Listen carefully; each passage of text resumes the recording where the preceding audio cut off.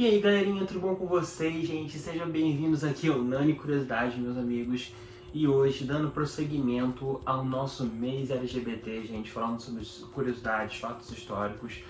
Nada mais nada menos que vamos começar com um assunto muito incrível hoje, que eu tenho certeza que vocês vão gostar. Vocês vão falar, meu Deus, eu não sabia disso. Essa vai ser a reação de vocês, espero que vocês gostem do vídeo. Mas antes de falarmos sobre o tema também, antes de começarmos, quero pedir para vocês que se inscrevam aqui no canal, galerinha.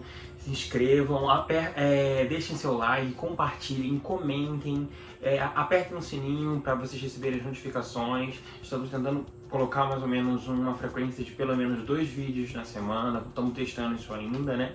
Mas, sem mais delongas, meus amigos, vamos então falar sobre o tema desse vídeo, que, olha, sério, eu achei divertidíssimo preparar esse roteiro e também para falar sobre esse tema, que no caso seria, sobre personalidades históricas que possuíam tendências homossexuais. Ah, Hernani, como assim? Não eram gays? Então, gente, primeiramente a gente tem que entender o quê? A gente não pode olhar com um viés de hoje em dia para assuntos históricos de antigamente, entendeu? São questões diferentes, são culturas diferentes, são doutrinas diferentes, são tempos diferentes, entendeu? É muito difícil a gente olhar com esse viés. Então o que a gente pode olhar? A gente pode olhar tendenciando. Por exemplo, eu estou olhando para a questão da humanidade, para pessoas, para personalidades com um viés de tendência homossexual. Eles tinham tendência a serem gays se fossem hoje em dia. Entende o que eu quero dizer? Às vezes eu vou falar, esse cara era gay, esse cara era gay. Não, eles tinham tendências. Por exemplo, eu não posso chegar e dizer, tal rei de tal coisa tinha relações homossexuais com um homem. Ele era gay? Não, ele tinha tendências homossexuais, porque a gente não pode enquadrar, entenderam? A própria palavra gay, ela não existia naquela época, ela vem só muito tempo depois, entendeu? Meados do século XIX, chegando ao século XX, entendeu? Então a gente tem que ir por esse viés para vocês entenderem. Tô com minha colinha aqui como sempre, né? Falar com vocês sobre os temas, né? Sobre essas pessoas incríveis. E, no caso, eu separei 6 personalidades históricas. Já falando também, eu tô falando de sexualidade. Vou falar sobre sexualidade. Não vou falar sobre gênero, entendeu? E pra não ter polêmica depois, vou falar, Hernani, você não representa a sigla LGBTQ+. Pelo amor de Deus, querido. Pelo amor de Deus, não, né? Enfim, vamos lá então. A primeira pessoa que eu escolhi, galera, pra falar a respeito é ninguém mais, ninguém menos que vocês estão vendo aí, essa pessoa incrível aqui do meu lado. Produção, bota alguém aqui na minha mão. É nosso querido Alexandre o Grande, esse conquistador incrível que, nossa, sério, a gente aprende muito pouco sobre ele na escola. A história desse cara é incrível, incrível. Primeiramente, gente, o Alexandre o Grande, ele nasceu em 356 a.C. e ele veio a morrer em 323 a.C. Ele morreu bem jovem e ele tinha um império gigantesco. Ele foi, para vocês terem uma ideia, chamado de rei dos 4 cantos do mundo, por causa do globo cortado ao 4 lá e tudo mais, para vocês terem uma ideia de quão grande esse cara foi. Ele não foi qualquer um, entendeu? Vocês devem ter estudado, não tanto, mas estudaram.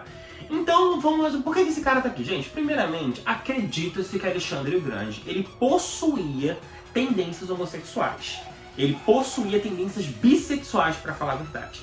Porque ele tinha relações sexuais tanto com homens quanto com mulheres. Isso é fato. E também uma coisa interessante que eu vou falar aqui é sobre a própria cultura, né? Eu vou falar isso aqui agora, mas para vocês entenderem. Ele era da Macedônia, entendeu? Ele era lá na região da Macedônia e tudo mais, entendeu? E eles tinham um pouco da influência grega ali. Eles ficavam na beira do mundo grego e eles tinham influência grega ali. E a cultura grega, ela acreditava que um homem teria que ser educado por outro homem nas artes sexuais. Entendeu? Isso seria muito presente. Hoje em dia, a homossexualidade é um tabu. Naquela época não era. Naquela época era, tipo assim, uma coisa normal, uma coisa inerente, entendeu? Uma coisa da própria cultura. Era inerente ao ser humano. Então era muito cultural e muito comum um homem mais velho tomar um mais jovem como por exemplo, um protegido como um aprendiz para se inserir nesse mundo sexual e também adulto, né? Isso não foi diferente com o Alexandre o Grande. Ele foi educado por nada mais nada menos que o Aristóteles. E acredita-se, não tem documentos que comprovem isso. Também faz muito tempo, né, gente? Estamos falando de 300 e pouco antes de Cristo, né? Existem documentos? Existem, mas não muitos falando que talvez Aristóteles tenha, sim, feito essa educação com ele, porque era muito comum. Era muito comum mesmo. Entendeu? Ainda mais na questão do mundo grego, como eu já falei. Gente, ele era um grande guerreiro, um grande estrategista e um conquistador.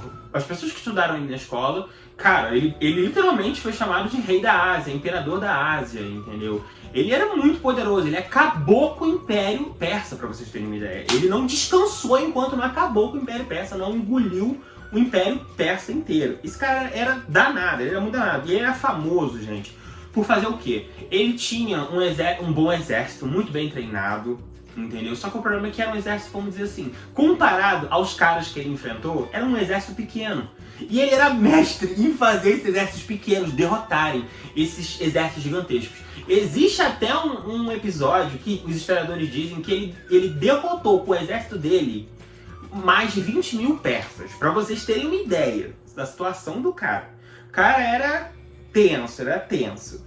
Ele tomou o Egito também, como eu falei, ele foi chamado de rei da Ásia, ou imperador da Ásia, né? Se eu tô olhando aqui pra baixo, galera, que eu tô olhando minha colinha aqui pra ajudar vocês, tá bom, galera? Porque é muita informação. Gente, ele casou 4 vezes, sendo que a última mulher dele que veio a dar um filho pra ele. Ele teve só um filho. E ele teve um amante, pelo menos um amante. Os historiadores acreditam que ele teve pelo menos um amante. Eu e alguns outros aí, né, e tudo mais, outros historiadores também, que eu fiz uma pesquisa bem árdua para falar sobre essa questão, acreditamos nós, me ter sido historiadores, caraca. Enfim, acreditamos que tiveram outros relacionamentos. Mas teve um relacionamento dele, ele teve um amante, o Hefestion, que inclusive aparece no filme, o Hefestion, que foi o cara, que foi o amante da vida dele, ele foi um grande amor da vida dele. Que quando o Hefestion morreu, ele ficou tão magoado e tão enlutado por isso, que ele ficou dias sem comer e sem beber, como uma forma de luto, de respeito ao amado dele. Entendeu? E existem também algumas evidências que mostram que ele tinha um relacionamento muito grande por esse cara, um amor muito grande, entendeu? E também não foi só ele. Por exemplo, o pai dele também teve um amante, entendeu? O pai dele também teve um amante. Que, pra quem não sabe, o pai dele era o Filipe II da Macedônia, né? Enfim. Acho que eu falei sobre essa questão do Alexandre o Grande, né? Ele veio a morrer, né, porque depois que ele perdeu esse amante, perdeu um amigo dele e tal, aconteceu um problema aí que ele não estava mais ligando para bem-estar dos soldados, estava ficando muito doido, bebendo muito, usando muitas drogas aí. E aí nisso aconteceu várias derrotas sucessivas e aí nisso aconteceu uma parada com ele, não me lembro ao certo, que ele veio a falecer em 323 a.C., né? Agora estamos indo, gente, já lá pro século 17, para nossa querida Rainha Cristina da Suécia. Está aqui essa linda, né, linda entre aspas, brincadeira, ela é linda, entendeu? Nossa linda Cristina da Suécia, que nasceu em 1626 e veio a morrer em 1689. Gente, vamos ver quem é essa mulher primeiro. Essa mulher, ela é um mistério. Por quê? Porque os próprios historiadores não sabem dizer muito bem se ela tinha tendências lésbicas ou se ela era transexual. Transexual em relação a gênero, agora já falei que não ia falar de gênero, mas no caso já remete um pouco, né? Enfim. Eles não sabem dizer se era ou não, se tinha tendência ou não. Mas o que mais tem batido na tecla é que talvez ela tenha sido transexual, né? Não sabem dizer muito ainda. Gente, historiador é assim, tem que ter prova, é muito difícil, ainda mais a gente está falando do século XVII, em que tinha muita perseguição na igreja, já nessa época, saindo do mundo grego, né? Agora saindo lá do Alexandre o Grande que eu estava falando, para ir para a Europa, pós século XVII, entendeu? Estamos falando da era, tipo assim, 2 séculos depois da Idade Média, entendeu? É uma situação tensa, entendeu? Tensa, o bicho tá pegando, igreja condena a sodomia, o vício italiano, entendeu? Tem vários nomes pra isso, tem pederastia e por aí vai, né, gente? A Rainha Cristina, gente, ela é em si, ela é um fenômeno na Suécia, porque primeiramente vamos falar o quê? Já no início da vida dela, ela nasceu, ela era muito diferente, entendeu? Já foi o nascimento dela já foi confuso, por quê? O rei não tinha outros filhos. E as parteiras estavam tão extasiadas para ter um herdeiro que elas confundiram a rainha Cristina com o menino e falaram: não, é menino, é menino. E aí nisso depois elas tiveram que contar pro rei que não, que era uma menina e que isso tal. Aí nisso ela falou assim, o rei falou assim: essa é esperta. Entendeu? Já falava que ela seria esperta e tudo mais. E ela era muito diferente, ela era muito cabeluda, ela tinha um choro muito forte, ela era muito fortinha, era gordinha, entendeu? Muito parecida com um bebê, um menino, muito parecido com um menino, não com uma menina. E nisso o rei chegou e falou assim: olha, minha única herdeira, ela vai herdar isso aqui, então vocês deem uma educação masculina pra ela. O que é uma educação masculina naquela época? Meninos e meninos tinham uma educação diferente. E a educação feminina, masculina no caso pra ela, seria o quê? Pra ela governar, pra ela ser rainha, primeira rainha, né? Pra você ter noção, vai ter até uma treta com a questão do título dela, da Suécia lá e tudo mais, né? Vai ser especificado e tudo mais. Eu vou dizer aqui. E isso dá uma educação pra ela, dá uma educação boa pra ela, que isso que aquilo. Ela era muito peluda, ela tinha uma aparência muito masculina, ela não gostava de se vestir como mulher, ela dizia que dava muito trabalho, falava que dava muito trabalho e que ela não tinha tempo pra isso, que era muito mais prático se vestir de homem pra fazer as questões dela e tudo mais. E, gente, ela tinha um jeitão tão grande de homem, tão grande, que os tutores dela ficavam tipo, meu Deus do céu, eles ficavam incômodos com isso. Era muito engraçado, era uma situação muito engraçada. E teve até uma questão aí que os tutores, eles tiveram que, tipo assim, eles botaram alguém pra dar aula de balé pra ela, pra ver se ela desenvolvia alguma coisa feminina, alguma coisa sequer, estavam desesperados. Não desenvolveu e tudo mais, então, vai isso aí mesmo. Foi literalmente isso. Com 6 anos ela se torna rei da Suécia. Por que rei, né? Porque não existia o título rainha na Suécia naquela época, não tinha havido outra rainha, ela seria a primeira. E aí nisso ela foi chamada de rei menina durante muito tempo. Depois o povo costumou chamar de Rainha Cristina da Suécia. Aí foi indo e tudo mais, né, gente? Ela não veio assumir 16 anos, teve uma regência, ela veio assumir só com 18. Ela virou rainha com 6 e foi assumir só com 18, quando estava pronta para governar e tudo mais. Era uma menina muito inteligente, diga-se de passagem, ela era muito inteligente mesmo, muito estudiosa, entendeu? Ela tinha uma facilidade muito grande para aprender as línguas, muito grande mesmo, acho que ela falava mais de 5 ou 6 línguas, se não me engano. E ela era muito religiosa, inclusive teve um tempo na vida dela que ela se destacou para estudar sobre religião e tudo mais, entendeu? Uma coisa muito dela e tudo mais. Ela teve muito contato com grandes historiadores, eruditos e tudo mais. Para vocês terem uma ideia, ela teve contato direto também com René Descartes, esse pensador aí que vocês estão vendo a foto aí, René Descartes, muito, muito importante tanto para filosofia, para sociologia também, eu acho, para história, para política, né? Muito erudito, muito culto, né? Tudo mais. E ela se cercava dessas pessoas cultas, eruditas, né? E ela dizia que as mulheres cansavam ela, que essas coisas de mimimi de mulher cansavam ela, sabe? Gente, nossa senhora, essa mulher é totalmente fora da caixinha, em pleno século XVII. Eu não gosto desses mimimi, não sou assim, não. Literalmente assim.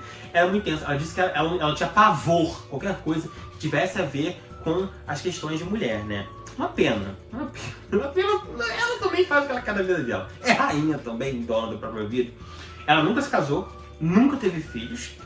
E ela teve vários casos amorosos, muitos casos amorosos. O mais conhecido que nós temos é com a condessa de Epa, ou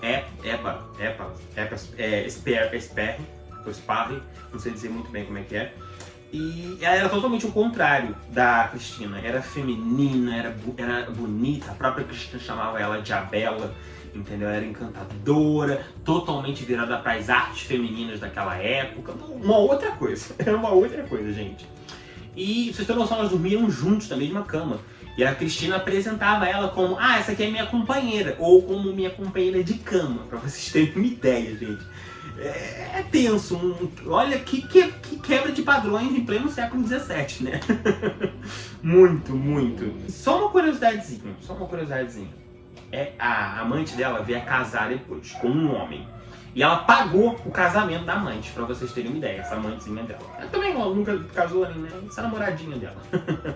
Enfim. Ela, tipo assim, ela teve conteúdos bons, é muito erudita e tudo mais. Ela queria reformar a corte dela, só que ela quase faliu o Estado, contraiu dezenas de dívidas pra Suécia.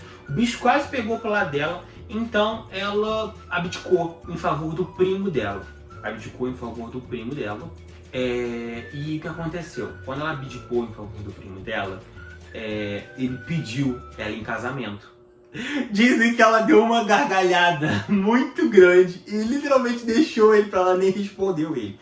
Depois ela seguiu a vida dela, ela foi pra Roma também, terminou seus dias lá, ela veio morrer em Roma, né? Em 1689, né?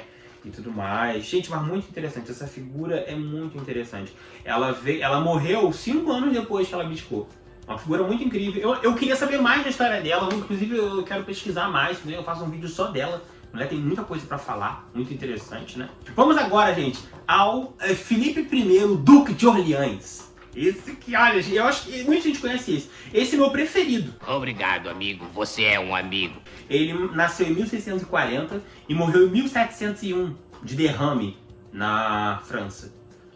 Ele era irmão do rei Luís XIV, o rei Sol da França, que revolucionou a França, trouxe riqueza, esplendor e força para a França, né? Tudo mais, foi aquela coisa, né? Enfim, desde cedo ele já aparentava, ele tinha tendências homossexuais, entendeu? Ele tinha mesmo tendência, esse aqui era totalmente homossexual, entendeu?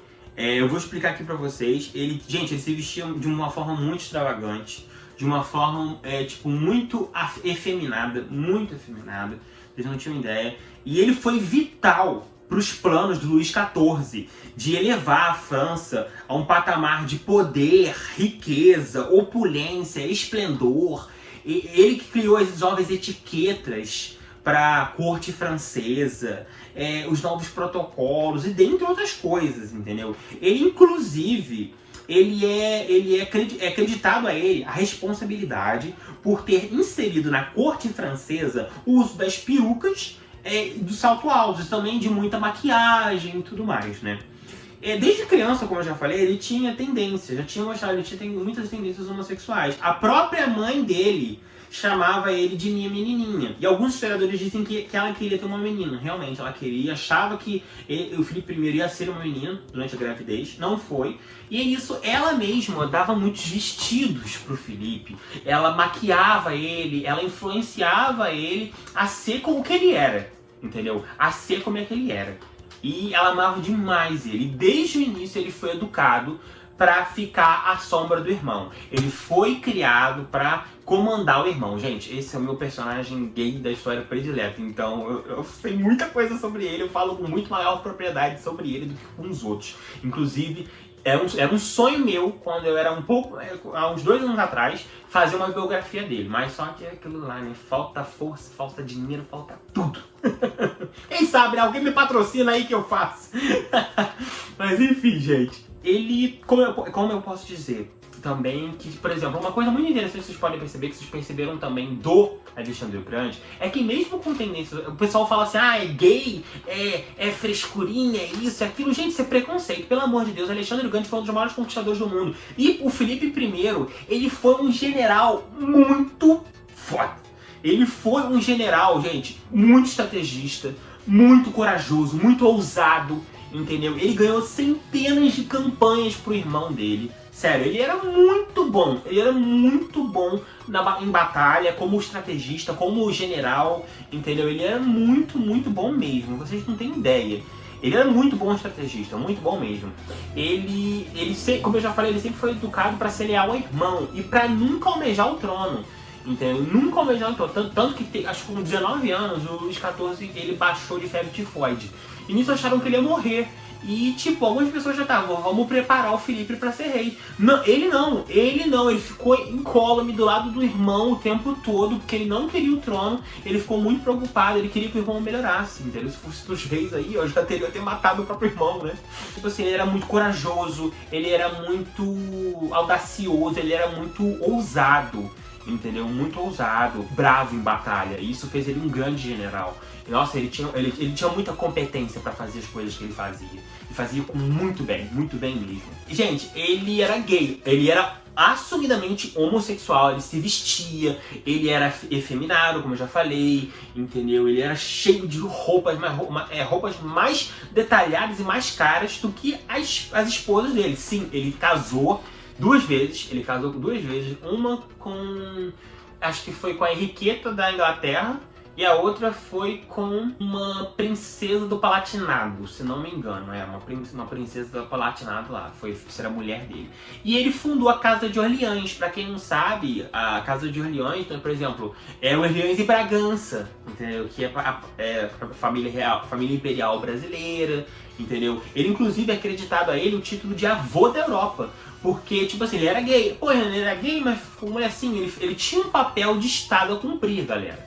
Ele tinha um papel de Estado a cumprir. Ele tinha que fazer herdeiros. Entendeu? Ainda mais que o irmão dele só teve um filho. O irmão dele teve um monte de amantes, pra vocês terem ideia. Ele só teve um filho legítimo. Ele tinha que fazer herdeiros e tudo mais. Ele teve um monte de filhos. Esses filhos casaram com praticamente todas as casas dinásticas da Europa. Entendeu? Ele deu o título avô da Europa, como eu já falei pra vocês. E ele, como eu já falei, fundador da Casa de Orleans, né? E como eu posso dizer, ele teve muitos amantes. Muitos amantes. Existem historiadores que acreditam que ele fez parte de um grupo gay aristocrático da nobreza e realeza na Europa, que tinha lá e tudo mais. Olha só, gente, grupo gay já naquela época. Ele sempre maquiava, discutia muita moda com as mulheres dele, né? Ele não casou, gente, ele não tem duas mulheres ao mesmo tempo, pelo amor de Deus. Uma morreu e depois ele casou com a outra. Entendeu? Pelo amor de Deus, não vou entrar em detalhes aqui. Ele cuidava delas, maquiava elas, produzia elas, entendeu? É muito engraçado. Principalmente a segunda, que ele dizia que era muito feia, né? A do Palatinado. Enfim. Ele teve muitos amantes, como eu já falei, mas o mais famoso de todos foi um xará dele, o Felipe de Lorena, ou mais conhecido como o Cavaleiro de Lorena, o Chevalier, né? É o mais famoso de todos, foi o grande amor da vida dele. E foi, gente, sério, o cavaleiro usou e abusou dele. Porque como ele era irmão do rei, ele tinha muitos privilégios. E literalmente, tipo assim, o Felipe ele tinha uma paixão compulsiva. Ele tinha uma paixão compulsória pelo Chevalier. Tudo que o Chevalier pedia a ele, ele fazia, ele coisava. Existem até cartas de cortesãos falando que quem controlava a Casa de Orleans era o Chevalier, pra vocês terem uma ideia. E as próprias esposas do Felipe I, elas tiveram muito conflito com o Chevalier. Muito conflito mesmo, vocês não têm ideia. Ele foi o grande amor da vida dele. E o Chevalier deu muito problema pro Luís XIV. O Luís XIV ele baniu ele várias vezes, entendeu? Porque o Chevalier era muito abusado, ele meio que contrariava a palavra do rei e tudo mais. Ele foi banido, entendeu? Já foi preso em determinado momento, entendeu? Foi tenso, altos e baixos, né? E uma coisa, gente, é que, como eu já falei, ele, tipo assim, ele amava muito o irmão dele. Ele amava demais o irmão dele, vivia totalmente em prol do irmão dele. Defendia o irmão dele com unhas e dentes. Só que o irmão dele, ele tinha muito receio de ceder o poder pro irmão. Então ele privava o irmão de fazer as coisas pra ele. O irmão fez aquela campanha incrível lá, de guerra e tudo mais, como se fosse incrível, né? Pelo amor de Deus. Perdão ter falado isso, mas, tipo assim, ele fez aquela campanha lá que ele se destacou muito. O irmão dele, tipo, tava nem aí pra ele, cagou pra ele. entendeu? Não deu muitas oportunidades pra ele ficou muito sentido com isso, né? Mas ele pedia pro irmão ir lá, botar ele pra fazer as coisas, o irmão dele não tava nem aí, não deixava, falou pra ele fazer lá os protocolos e as tradições lá, né, dessa nova corte e tudo mais. O Filipe I não gostava disso, não gostava, ele queria se envolver um pouco mais com política, com essas coisas, né? Mas o irmão privava muito ele, o irmão era muito cioso do poder, né? E o Felipe ficava muito sentido por isso. Inclusive, o Felipe morreu brigado com o Luís. O Luís XIV brigou com ele por conta de um filho dele lá, né? Um filho do Luís XIV que andava cheio de prostitutas, né? Eles estavam brigando lá por causa do garoto e tudo mais. E no caso, o Felipe discutiu com ele, depois ele foi pro quarto e teve um derrame. O Luís ficou muito triste com isso. Nunca superou muito a morte do irmão, porque eles eram muito juntos. Eles eram muito cúmplices, entendeu? Mesmo o Luís XIV sendo muito duro com ele em relação à homossexualidade. Muito. Não aprovava, era crime na França, entendeu? Era crime naquela época, entendeu? E por ser irmão do rei, ele dava uma livradinha, né? Ele se livrava, né? Mas foi uma situação tensa, galera, muito tensa. Vamos lá, então. Agora, a pessoa que eu vou falar, vocês conhecem muito bem. É o nosso querido rei Dom João VI, meus amigos. O rei de Portugal, Brasil e Algarves, entendeu? Que vocês conhecem e tudo mais. Nosso querido cara com um papinho gordinho, entendeu? Muito pejorizado, né, nos veículos de imagem. Também eles pintam ele como se fosse um retardado. Pelo contrário, gente. Dom João VI foi um estadista, foi um estrategista. Ele foi o único rei. Isso o próprio Napoleão escreveu no diário dele. Ele foi o único rei que fugiu, que conseguiu enganar o Napoleão. Foi o único rei, entendeu? Foi o único rei que conseguiu enganar o Napoleão e conservar a coroa dele. Os reis estavam caindo na Europa que nem peões no xadrez. E ele conseguiu conservar a coroa dele e o império dele, gente. Pelo amor de Deus, Portugal foi muito esperta mesmo, né? Dom João foi muito esperto. Ele era um grande estrategista, como eu já falei, gente. Um grande político, entendeu? Ele era um cara muito versátil e sabia muito bem tergiversar entre as maquinações políticas e tudo mais, entendeu? Ele foi muito esperto. Inclusive no Congresso de Viena, né, e tudo mais, a gente vai ver isso. Biografias, a gente vê muito isso também, né. Ele teve um casamento muito conturbado com a mulher dele, muito. A Carlota e ele, nossa, foi muito conturbado.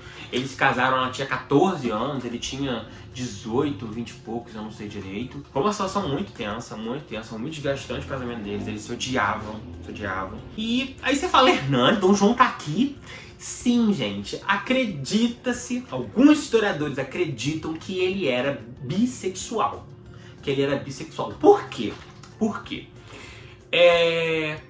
Como eu posso dizer mais ou menos isso pra vocês?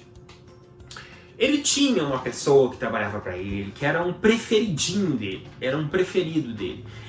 Eu vou mais ou menos ler aqui pra vocês, gente, como que ele é, né? O que esse cara é, porque é muito difícil essa questão de protocolos, de serviçais e tudo mais, então eu vou tentar dar o máximo possível de um meio termo, mais ou menos, do que o cara seria, né? Ele, no caso, ele seria bissexual por quê? Porque ele mantinha relações com um servidor particular dele, né? Um cara que trabalhava no palácio dele, né? É o tenente-general Francisco Rufino de Souza Lobato, que no caso ele seria o favorito de Dom João. Dom João, inclusive um padre fala sobre isso, sobre o favorito de Dom João. Ele era muito próximo ao Dom João e tudo mais. Vocês vão entender por quê também, né?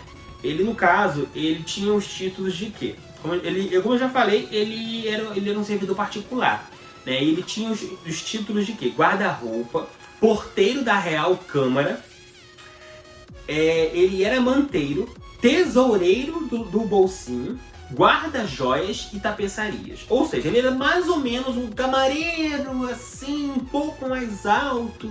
Mais ou menos isso. É um cara, não faz tudo mais alto. Mais ou menos isso. Entendeu? Não tá lá embaixo, mas também não tá lá em cima, né? Ele fazia praticamente essas coisas que eu falei pra vocês pro Dom João. E ele era muito próximo, tava sempre junto e tudo mais. E teve um episódio, né? em que um padre teria visto esse tenente masturbando Dom João VI lá na fazenda de Santa Cruz. Diz o padre que ele viu isso. Diz o padre. Né? Não se sabe. Um dos poucos documentos que nós temos a respeito.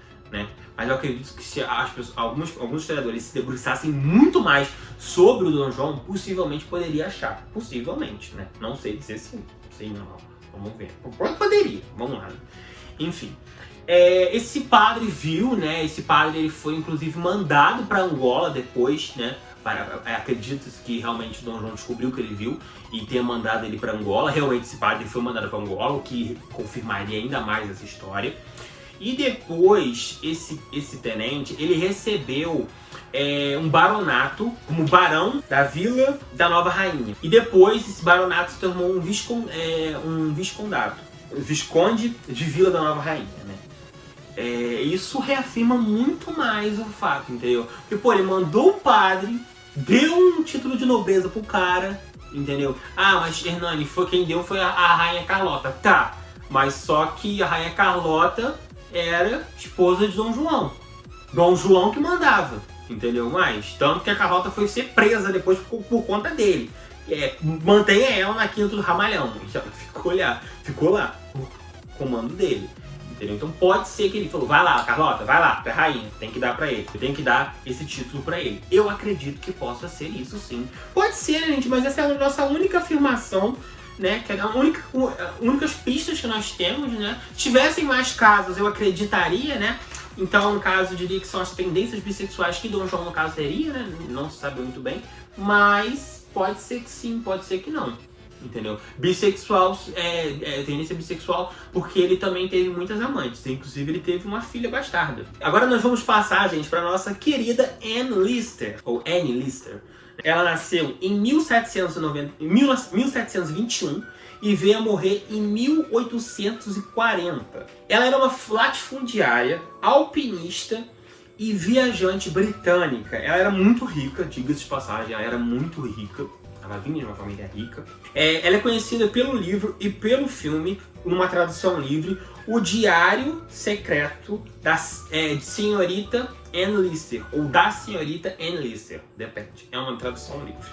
Inclusive tem uma série dela da BBC, né? Muito boa mesmo. Ela levava um estilo de vida, gente, abertamente como homossexual. Abertamente, uma tendência totalmente homossexual. Ela se vestia como homem, entendeu? Mostrava pra todo mundo que ela tinha interesses sexuais em mulheres, entendeu? Ela não se portava como uma mulher da época, entendeu? Muito diferente mesmo. Ela chamava muita atenção mesmo. Ela teve muitos casos amorosos, muito mesmo, desde muito cedo.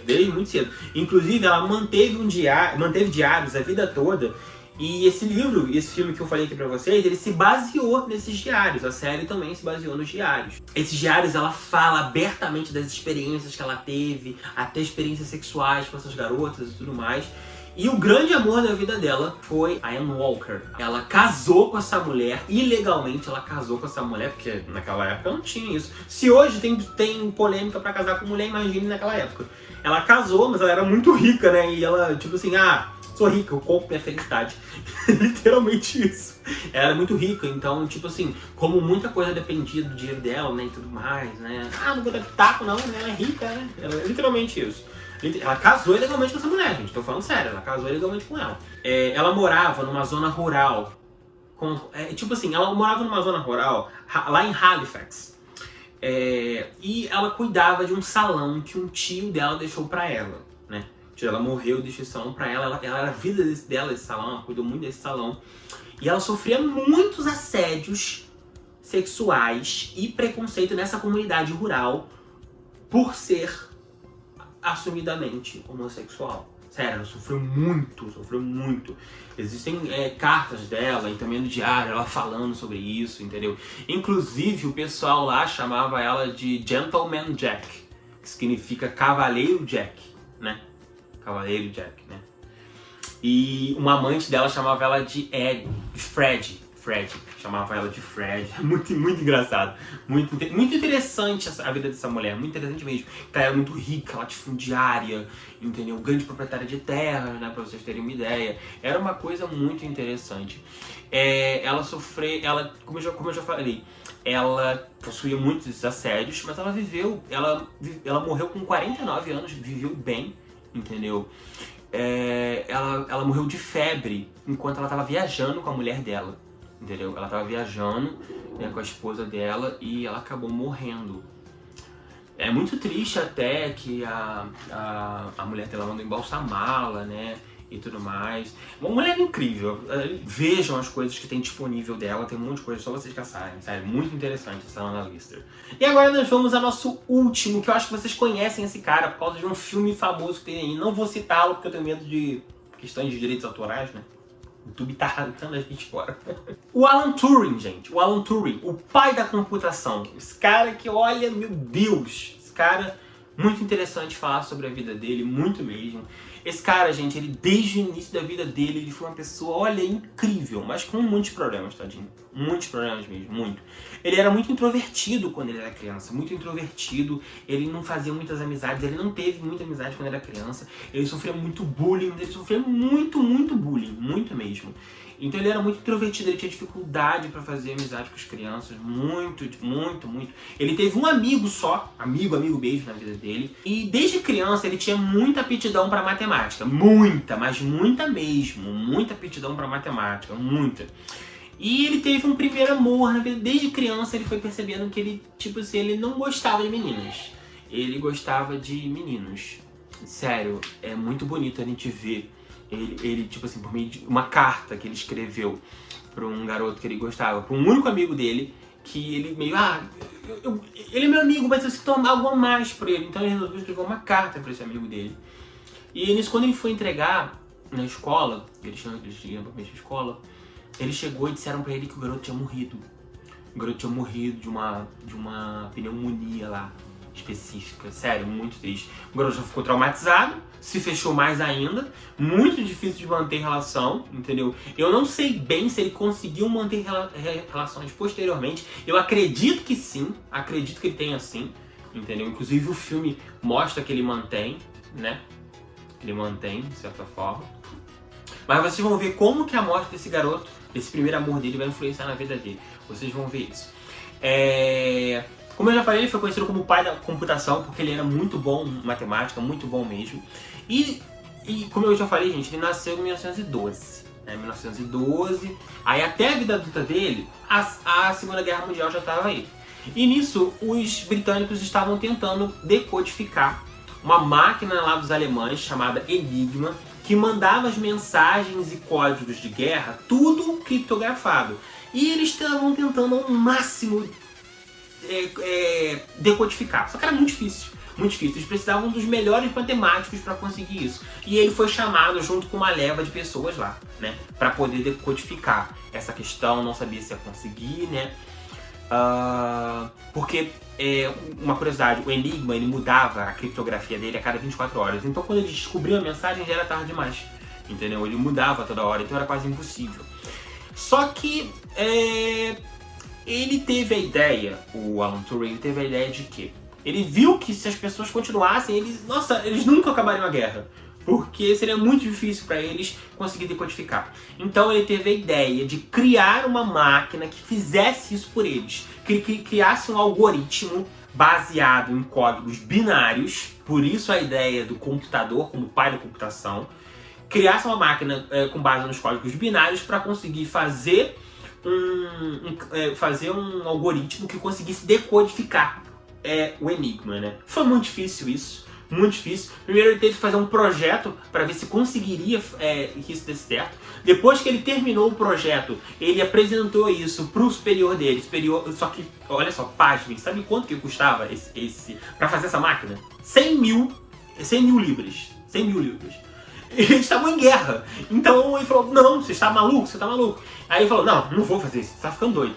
E aí nisso ele foi até o superior do superior dele e entregou o projeto e falou, olha só, se você pagar isso aqui, a gente pode vir os alemães. O cara foi lá, deu carteirada e falou, vai lá, toma o dinheiro, faz a máquina e você está no comando da equipe que vai tomar conta dessa máquina, da construção, elaboração, projeção e também decodificação dos códigos. Foi lá, ele conseguiu com a equipe dele lá e tudo mais. Inclusive entrou uma mulher nessa equipe, né? E essa mulher vai ser importante depois. E aí nisso eles conseguiram fazer a máquina e tudo mais. Demorou um tempinho aí e tudo mais. Teve um problema porque de início ela não conseguia decodificar. E aí nisso iam mandar o Alan embora. Só que todo mundo ali que estava com ele falou que ia embora com ele, porque ele era o chefe. E eles iam embora junto com ele. E aí nisso os caras falaram assim: dou um mês pra você resolver esse problema. E nisso, nesse meio tempo, essa mulher que entrou, ela teve um problema, né? Que ela teria que ser casada pra conseguir ter um emprego. Uma parada aí, mais ou menos, que eu não sei ao certo. Inclusive, depois eu vou, se vocês quiserem, eu faço vídeo sobre, mais ou menos, o Alan Turing só, pra falar sobre essa questão. E aí nisso ela casou com o Alan Turing, pra conseguir meio que essa autorização pra ela trabalhar também. Pô, meu marido trabalha aqui, eu também vou trabalhar com ele, né? Só que ele era gay, gente, já falando que ele era gay, entendeu? Inclusive, como eu já falei, existem evidências que ele já se encontrava com pessoas na época, né? Aí, nisso, eles conseguiram decodificar, conseguiram descobrir os códigos, e eles tiveram também a questão de que, por exemplo, eles não poderiam liberar todas as informações de uma vez, porque senão os alemães, eles iam descobrir que os britânicos descobriram como decodificar o enigma e iam mudar a estrutura da máquina toda. Então eles literalmente tiveram que escolher quem ia morrer e quem não ia, entendeu? Eles encurtaram a guerra em 2 anos. A guerra acabou e tudo mais, e descobriram no final da guerra que ele era gay. E aí falaram assim o seguinte pra ele: olha só, você tem 2 alternativas. Ou você vai ser preso porque você é homossexual, ou você se submete à castração química. E ele se submeteu à castração química, só que a castração química era tremendamente desumana e torturosa. Isso acabou com a sanidade mental dele, acabou. E acabou que ele veio se suicidar em 1954, né?